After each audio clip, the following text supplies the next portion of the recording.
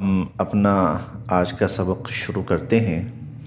اعوذ باللہ من الشیطان الرجیم، بسم اللہ الرحمن الرحیم۔ یا ایہا الذین آمنوا، اے ایمان والو، یا ایہا الذین آمنوا، اے ایمان والو، خذو لے لیا کرو، خذو لے لیا کرو، حذرکم، حذر بچاؤ کا سامان، کم اپنا، خذو حذرکم اپنا بچاؤ کا سامان لے لیا کرو۔ یا ایہا الذین آمنوا، اے ایمان والو، خذو لے لیا کرو، حذرکم اپنا بچاؤ کا سامان، فانفروا اور پھر نکل پڑا کرو، ثبات گروہ در گروہ،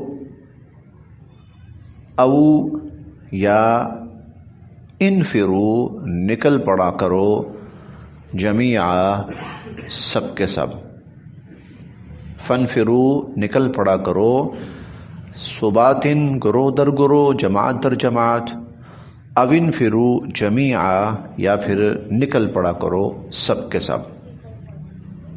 سورۃ النساء کا انداز بھی سورۃ البقرہ سے بہت ملتا جلتا ہے، سورۃ النساء کا انداز بھی سورۃ البقرہ سے بہت ملتا جلتا ہے۔ سورۃ البقرہ میں اللہ تعالیٰ ایک مضمون شروع کرتے تھے اور پھر اس پر ضروری ہدایات، پھر دوسرا، پھر تیسرا، پھر چوتھا، پھر پانچواں، پھر چھٹا، بہت سارے مضامین بڑی تفصیل اور ترتیب کے ساتھ چلے۔ سورۃ البقرہ کے اندر تحویل قبلہ شروع ہوا، اور پھر اس کے بعد اللہ کی راہ میں صبر کا سلسلہ وہ شروع ہوا، انفاق فی سبیل اللہ شروع ہوا، اور پھر اس کے بعد مقتولین کا قتل کا جو صلہ اور بدلہ ہے وہ شروع ہوا، پھر روزوں کے مسائل شروع ہوئے، پھر اعتکاف کے مسائل، پورے رمضان کو اللہ تعالیٰ نے فوکس کیا، پھر حج کے مسائل، اور اس طرح تفصیل کے ساتھ، پھر وہ اس کے بعد نکاح کے مسائل، پھر طلاق کے مسائل، پھر عدت کے مسائل۔ سورۃ البقرہ میں اس طرح اللہ تعالیٰ نے ترتیب کے ساتھ چیزیں بیان فرمائی۔ یہاں پر بھی سورۃ النساء میں بھی تقریباً ویسا ہی انداز چل رہا ہے، اور پیچھے بہت سارے احکامات اور مسائل ہم پڑھتے آ رہے ہیں، اور ضروری ہدایات ہم پڑھتے آ رہے ہیں۔ یہاں پر نا تھوڑا سا اللہ تعالیٰ اس سے ایک سٹیپ اوپر آئے ہیں۔ وہاں زیادہ تر عبادات، انفرادی معاملات، اور یہاں پر جو زیادہ تر ہے وہ ایک ریاست کی تشکیل ہے۔ یہاں ان آیات میں ریاست کی تشکیل جو ہے اس کو وہ انداز اپنایا گیا ہے، کیونکہ اس وقت جو مدینہ کی ریاست تھی وہ ڈیولپ ہو رہی تھی۔ اب یہاں جو جو ضروریات، جو جو احکامات ہیں، عدل و انصاف کا حکم آیا، اور اسی طرح اللہ تعالیٰ اور اس کے رسول صلی اللہ علیہ وسلم کی اطاعت کا ذکر آیا، ذمہ داریاں لوگوں کے سپرد کرنا، ان کو مختلف مواقع پر مختلف ذمہ داریاں سپرد کرنا، یہ معاملات آئے۔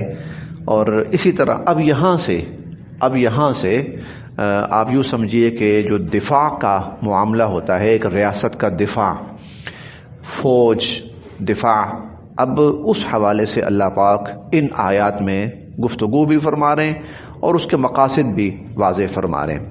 تو یا ایہا الذین آمنوا، اے ایمان والو، خذوا حذرکم اپنے بچاؤ کا سامان لے لو۔ بچاؤ کے سامان سے مراد دشمن سے مقابلے کے وقت جو چیز آپ کا دفاع کرتی ہیں، آپ کی سامان دفاع جو ہے وہ لے لو۔ فانفروا ثبات، اور پھر بے شک تم جماعت در جماعت نکل پڑو، او انفروا جمیعا یا اکٹھے ہی سب نکل پڑو۔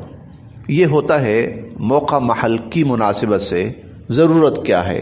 کبھی ایسا ہوتا تھا کہ حضور صلی اللہ علیہ وسلم چند افراد کی ایک چھوٹی سی جماعت وہ بھیج دیتے تھے دشمن کے مقابلے کے لیے. 5 صحابہ، 8 صحابہ، 10 صحابہ کہ نوعیت اتنی ہی ہے. کبھی ایسا ہوتا تھا کہ پوری فوج کی ضرورت پڑتی تھی کہ سب کے سب نکلو. تو اللہ تعالیٰ فرما رہے ہیں جیسی ضرورت پیش آئے اس وقت ویسے ہی تم لوگ اللہ کی راہ میں نکل پڑو. وَإِنَّا، اور بے شک، مِنْكُمْ، تم میں سے، وَإِنَّا، اور بے شک، مِنْكُمْ، تم میں سے، لمن، وہ بھی ہوگا، لَيُبَطِّئَنَّ، جو دیر کرے گا، پیچھے پیچھے ہٹے گا، کنی کترائے گا، جان چھڑائے گا.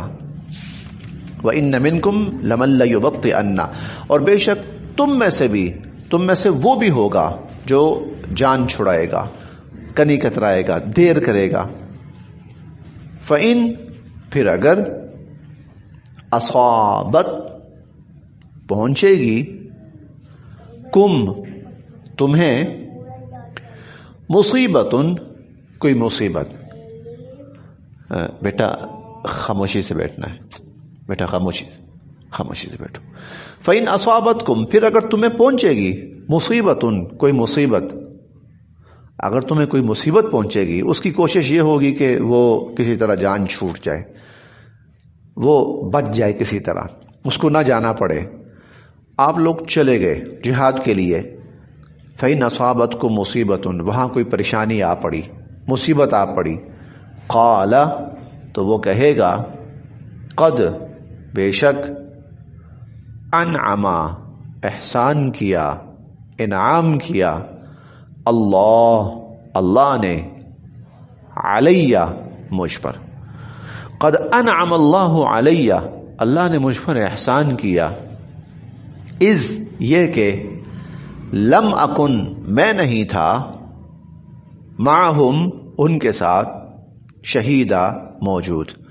انعم اللہ علیہ، اللہ کا شکر ہے کہ اذ لم اکن معہم شہیدہ، کہ میں ان کے ساتھ نہیں تھا.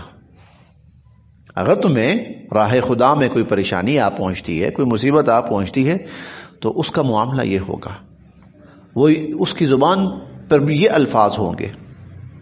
وَلَئِن، اور اگر، اصابکم، تمہیں پہنچے، فضل، کوئی عنایت، مہربانی، فضل، مالی منافع، من اللہ، اللہ کی طرف سے، اور اللہ سے کوئی فائدہ پہنچے تمہیں، لَيَقُولَنَّ، تو پھر وہ کہے گا. اب جو درمیان کی ایک لائن ہے نا، اس کو چھوڑ دیں، اس کو بعد میں پڑھتے ہیں، اس سے آگے دیکھیں. تو لَيَقُولَنَّ، وہ کہے گا، وَلَئِنْ أَصَابَكُمْ فَضْلٌ مِّنَ اللَّهِ، اور اگر تمہیں اللہ کی طرف سے کوئی فضل پہنچے تو پھر وہ کہے گا، یا لیتنی، اے کاش، کنتو، میں بھی ہوتا، معہم، ان کے ساتھ. یا لیتنی کنت معہم، اے کاش میں بھی ان کے ساتھ ہوتا.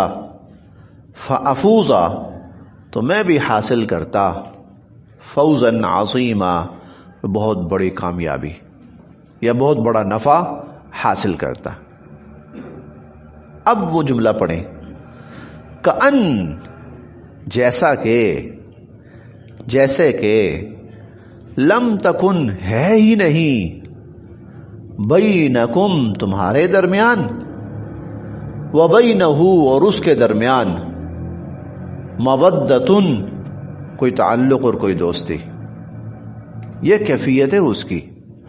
اس کو گویا صرف اپنے نفع نقصان سے غرض ہے کہ اگر تم پر کوئی پریشانی آئی تو وہ شکر کر رہا ہے کہ میں ان کے ساتھ نہیں تھا، ورنہ کہیں میں بھی زخمی ہو کے پڑا ہوتا.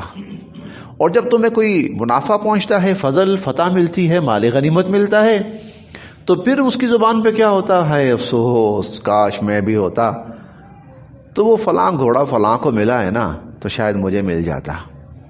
تو وہ اتنا سونا فلاں کو ملا ہے نا، شاید مجھے مل جاتا تو بڑا فائدہ ملتا، محروم رہ گیا. یعنی یہ اللہ کے لیے اور تمہارے ساتھ نہیں ہے، اس کی ذات صرف اور صرف اپنے نفع نقصان کے گرد گھوم رہی ہے. ایسے بھی ہوں گے تم میں سے. اور اس کی زبان پر الفاظ ایسے ہوں گے جیسے تمہارے اور اس کے درمیان کوئی تعلق کوئی رشتہ ہے ہی نہیں ہے، اس کو صرف اپنے نفع نقصان سے غرض ہے. فَلْيُقَاتِلْ اصل میں قرآن کریم جب بھی جہاد کا ذکر کرے گا نا ان عناصر کی نشاندہی ضرور کرے گا.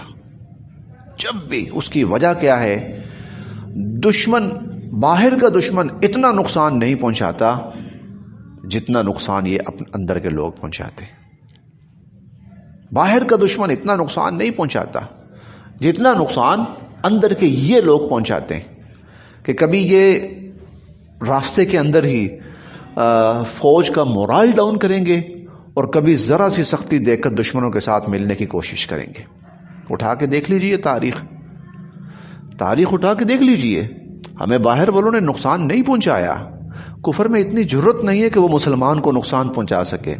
کفر نے مسلمان کے مقابلے پر ہمیشہ مسلمان کو کھڑا کیا ہے، اور جب دو مسلمان آمنے سامنے ہوتے ہیں تو نقصان مسلمان کا ہے. اسی لیے اللہ تعالیٰ جب بھی جہاد کا ذکر فرمانا شروع کریں گے سب سے پہلے ان عناصر کو اللہ تعالیٰ بے نقاب کریں گے. کیوں؟ باہر کے دشمن سے یہ اندر کے لوگ یہ زیادہ بڑا خطرہ ہے. اندر کے لوگ یہ زیادہ بڑا خطرہ ہیں. اسی لیے یہاں پر وہ بات شروع ہوتے ہی فرمایا کہ یہ ان لوگوں کو دیکھو، ان پہ نظر رکھو. فَلْيُقَاتِلْ لڑنا چاہیے، جنگ کرنی چاہیے، فی سبیل اللہ اللہ کی راہ میں. اللہ کی راہ میں قتال کرنا چاہیے، اللہ کی راہ میں لڑنا چاہیے. الذین ان لوگوں کو یشرونا جو سودا کر لیتے ہیں الحیات الدنیا دنیا کی زندگی کا بالآخرہ آخرت کے بدلے، جو ترجیح دیتے ہیں آخرت کو دنیا کی زندگی کے اوپر، جو دنیا کی زندگی بیچ ڈالتے ہیں آخرت حاصل کرنے کے لیے. یہ ایک مسلمان کی پہچان ہے کہ وہ اسے اگر دنیا کا نقصان برداشت کرنا پڑے تو وہ کر لیتا ہے. اسے دنیا تباہ کرنی پڑی آخرت بچانے کے لیے اور آخرت حاصل کرنے کے لیے تو وہ آخرت حاصل کرنے کے لیے اپنی دنیا کی زندگی کا سودا کر لیتا ہے. وہ بڑے سے بڑا نقصان برداشت کر لیتا ہے. فَلْيُقَاتِلْ فِي سَبِيلِ اللَّهِ لڑنا چاہیے اللہ کی راہ میں ان لوگوں کو یشرون الحیات الدنیا جو دنیا کی زندگی بیچ ڈالتے ہیں بالآخرہ آخرت کے بدلے میں. وَمَن يُقَاتِلْ اور جو لڑے گا فی سبیل اللہ اللہ کی راہ میں، جو اللہ کی راہ میں لڑے گا فَيُقْتَلْ چاہے وہ شہید کر دیا جائے، او یا یغلب وہ غالب آئے. فیقتل او یغلب وہ شہید کر دیا جائے یا غالب آئے. فسوف ہم عن قریب نؤتیہ اس کو دیں گے اجرا عظیما بہت بڑا اجر. یعنی ہر حالت میں ہر حال میں جو اللہ کی راہ میں لڑنے کے لیے نکلا ہے اس کا فائدہ ہی فائدہ ہے.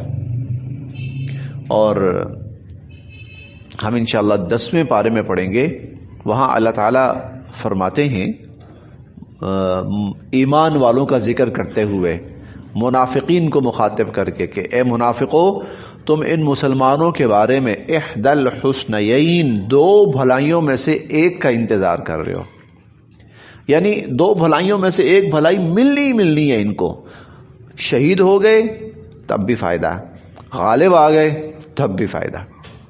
جس کو کہتے ہیں نا یا شہید یا غازی، دونوں حالتوں کے اندر اللہ تعالیٰ فرماتے ہیں ہم اس کو بہت بڑا اجر عطا فرمائیں گے.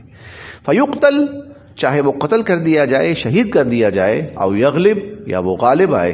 فسوف نؤتیہ اجرا عظیما ہم عن قریب اس کو بہت بڑا اجر عطا کریں گے. بس یہ آج یہاں تک.